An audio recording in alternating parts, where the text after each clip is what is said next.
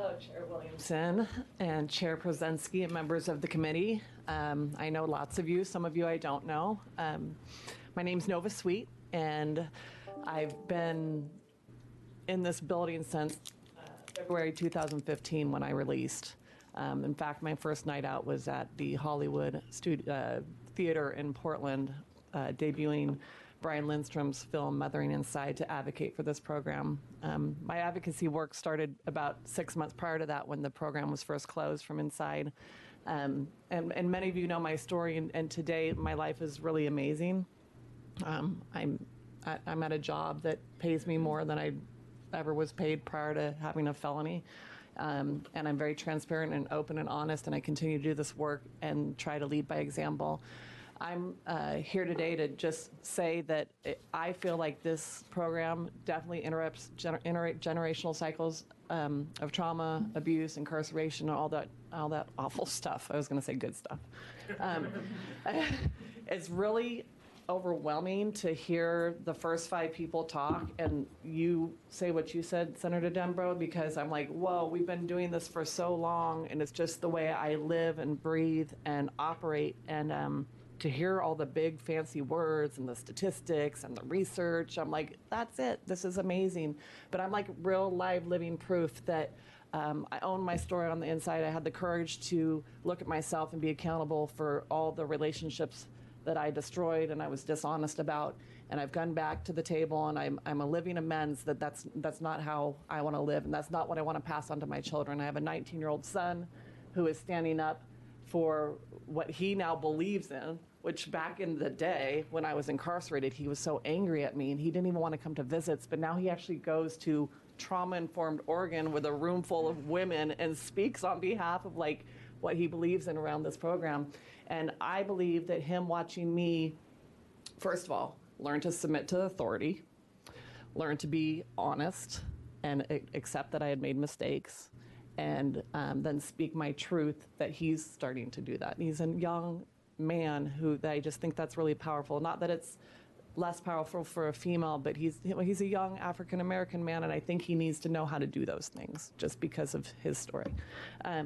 So I want to say that. I also want to say that, it's about courage. It's about a support group, which my support group started with my FPP family and my sisters behind the fence, and has evolved into even you guys. I consider you guys like my outer circle of support. I feel like when I see you, or I see you, or I see you, that I can come, well, definitely you,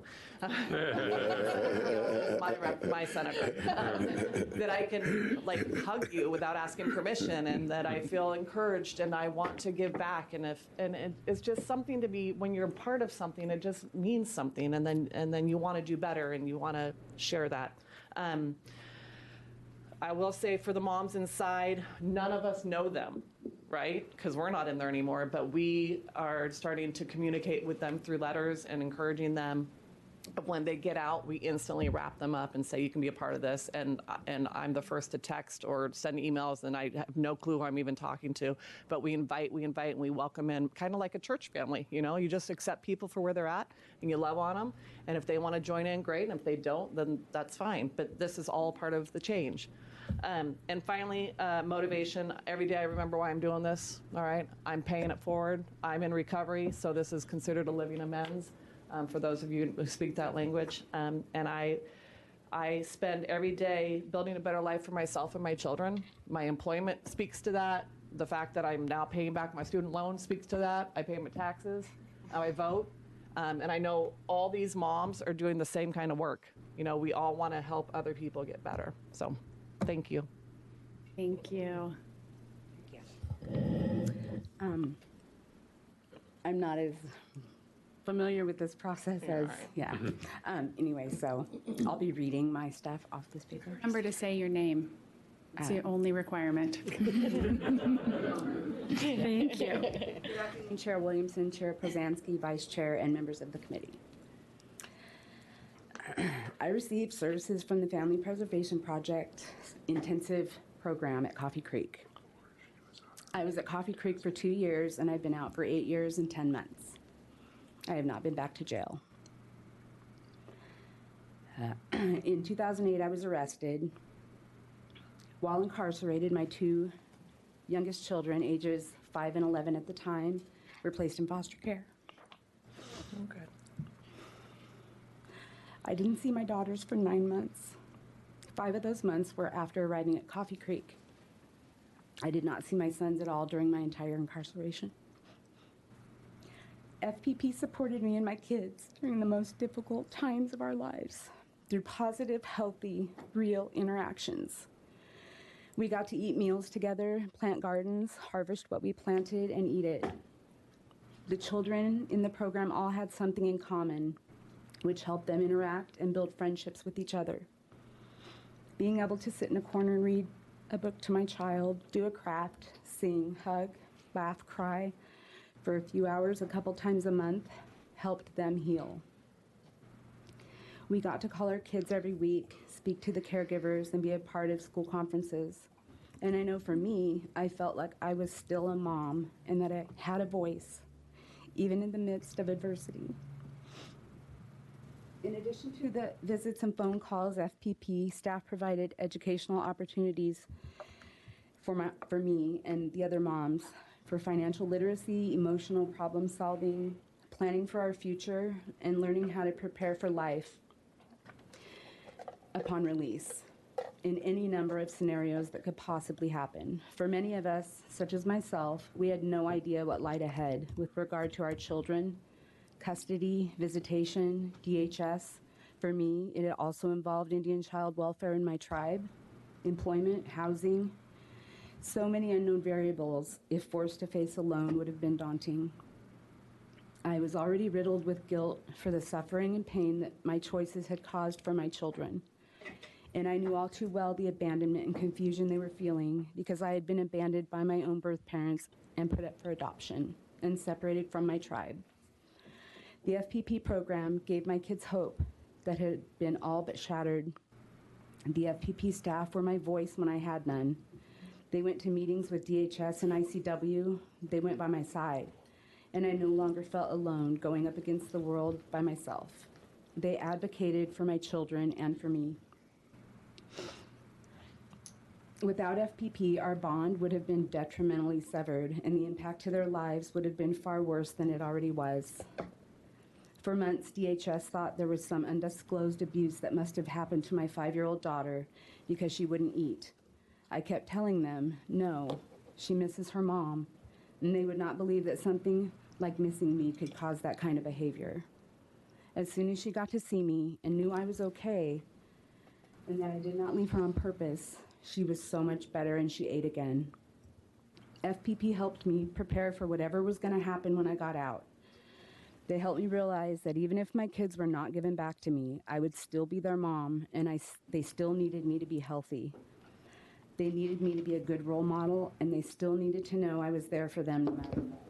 Those are important things for kids to know, that even if the most ideal outcome doesn't transpire, it was up to me to make the most out of that outcome and be the best mom I could be in whatever circumstances were set forth.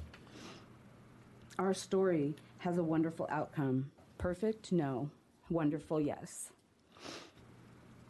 Today, my kids, all of them, are proud of me. They know who I was and what I did, and they also know who I am and what I do.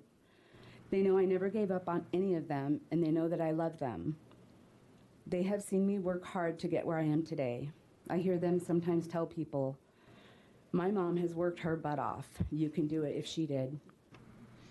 Since leaving Coffee Creek in January of 2011, I've obtained my associate's degree, bachelor degree, and master degree, while simultaneously working for my tribe. I am presently working on a second Master of Jurisprudence in Indian Law. Today, I get to be a good wife, a good mom, a good friend, a good employee, and a good grandma.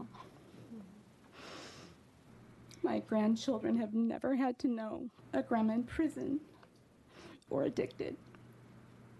Funding FPP is so crucial for children. Without it, many kids will remain in foster care. They will become addicts. They will commit crimes and repeat the cycle of incarceration. Their kids will have a higher chance of doing the same. The return on investment of FPP reaches far beyond monetary benefits. which will more than pay for themselves many, many, many times over. The benefits of children who heal and the hope that is restored and the families that are made whole again are part of that return. For my youngest daughter, her father entered the prison system just as I was preparing to leave it, and he is still there. She would not have her mom or her dad if it were not for the FPP program.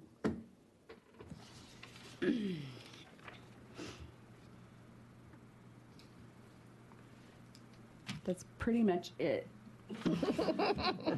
Thank you for the opportunity for letting me share my story.